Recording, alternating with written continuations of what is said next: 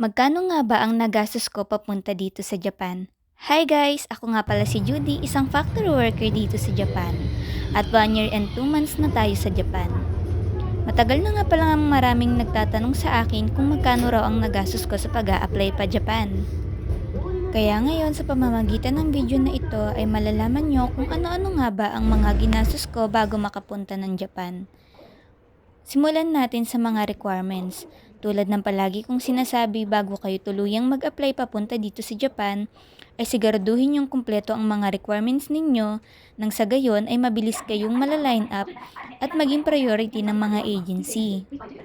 Ang nagastos ko nga pala sa mga requirements ko noon ay more or less 3,000 pesos.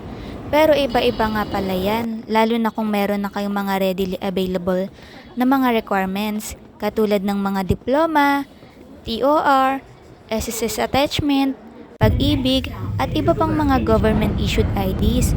At kung wala pa kayong passport ay gagastos kayo na mahigit kumulang 1,200 pesos. Kung wala pa kayong NBI, gagastos kayo ng 300 plus in pesos. At kung wala naman kayong PSA na may resibo ay kukuha ulit kayo. Kaya gagastos kayo ng 150 pesos. Meron din namang mga requirements na free tulad ng e-registration, PU certificate. Ang tanging gagastusin nyo lang ay ang pagpapaprint ng documents na yon. Kaakibat nga pala ng gagastusin sa requirements ay ang pamasahe papunta sa mga pagkukunan nyo nun. Kung wala pa kayo ng lahat ng requirements na kinakailangan, maganda kayo ng mahigit 5,000 pesos. Pero kung meron na kayo ng iba, depende na lang kung ano na lang yung wala sa inyo. Ang next naman ay ang medical. Once na selected na kayo ng employer, ang susunod na gagastusin nyo ay ang medical. Ang halaga nga pala ng medical namin noon ay 8,000 pesos. 2 beses nga pala kaming minedical, bago mag-aral ng Japanese language at bago umalis ng Pilipinas. Iba-iba nga pala ang price range ng medical, depende sa clinic na nirefer sa inyo ng inyong agency. At kapag okay na kayo sa medical, ang susunod naman na expenses ay kapag nag-aral na ng Japanese language.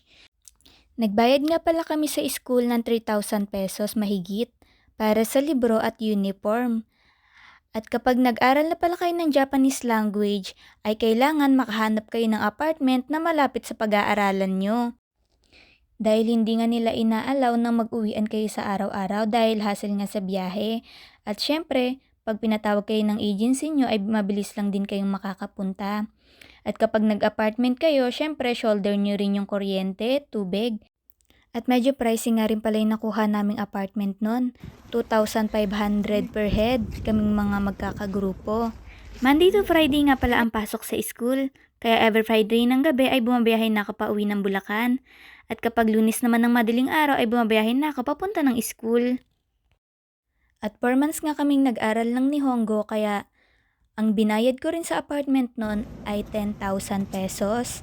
Dahil 2,500 pesos nga per month.